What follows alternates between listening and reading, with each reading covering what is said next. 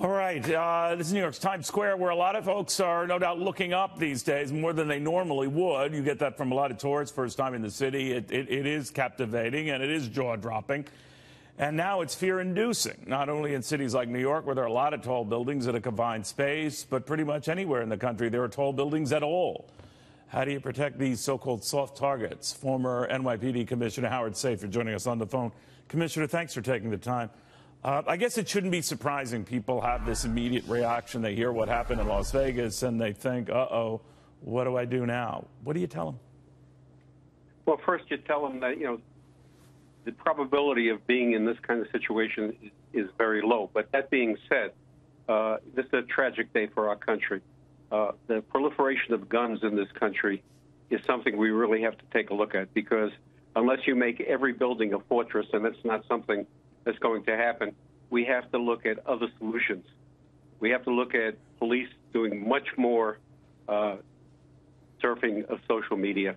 We have to figure out a way that people who own weapons are responsible for them. Not that I'm saying that they shouldn't have weapons, because I think that ship sailed a long time ago. But what we need to do is have a registration of weapons. We have to have safety checks each year of weapons, because the majority of weapons that end up in these kinds of situations are legally purchased. And here's an individual with at least 10 long guns, several handguns, and he has to be on somebody's radar. Yeah, there's so much we don't know about Stephen Paddock, the 64-year-old who took himself out before authorities at the scene could have. But what are you going to look for? I mean, if you were investigating this and you're there and you have all this surveillance and other footage, what are you looking for? We're looking for any kind of disputes that he was involved in. Some media is reporting he was involved with some kind of incident or lawsuit with a hotel. Others we'd be looking at as any kind of mental treatment or incidents, any kind of postings on social media, and plus interviewing his neighbors, his relatives, looking at all his associates.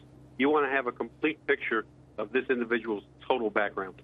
You know, Howard, I was noticing this was in its third day of the Route 91 Music Festival, larger country music festival. He had a room that oversaw the area where they were congregating, anywhere from 20,000 to 40,000 people. The numbers are hard to come by because crowds beget crowds, even on the Strip itself.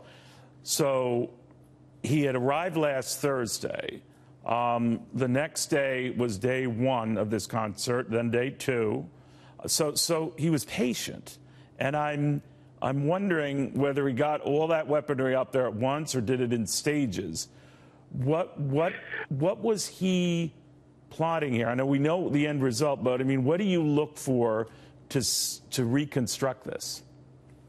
Well, we have to see what the household personnel in the hotel know or saw. Unfortunately, I think if you put a do not disturb sign outside your door in the hotel, the maids say, very good, and go on to the next room. Right. Having been in Mandalay Bay and other hotels in Vegas many times, you could roll in 3 trunks at a time, and the only thing the bellhop's going to ask you is what room number it goes to. Yeah, you're right. You're right about that. Much has also been made of the fact that first they thought he was firing from a balcony, then the hotel in question, of course, didn't have such things. The windows we're showing here shattered on the 32nd floor. This is part of his suite. He shattered them. So that might have, I would assume, set off alarms within the hotel.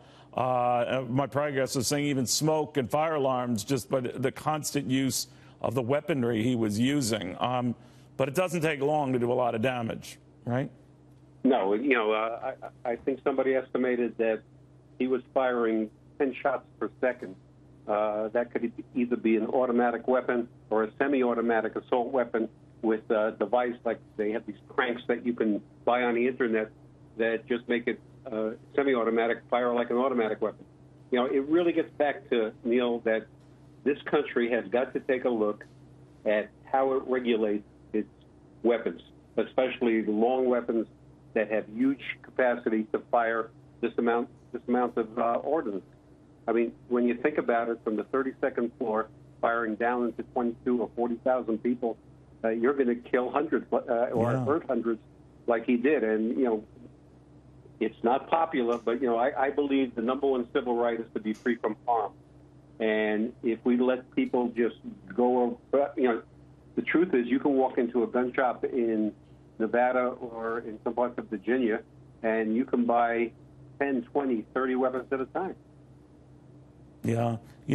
Lastly, when John Kennedy was killed by a sniper in a building, they changed the way presidents would visit cities. They're very sheltered, secreted in, even in tent awnings, a lot of times outside structures they enter. Are we going to be looking at something like that on a larger scale for people either attending an event, an outdoor concert? This could go to extremes, couldn't it?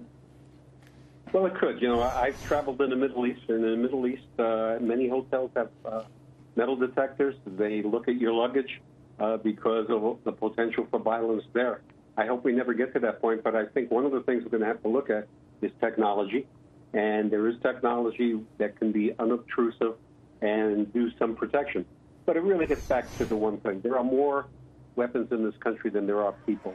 And I'm calling you from Ireland right now, and the people here think that we are insane with our weapons policy.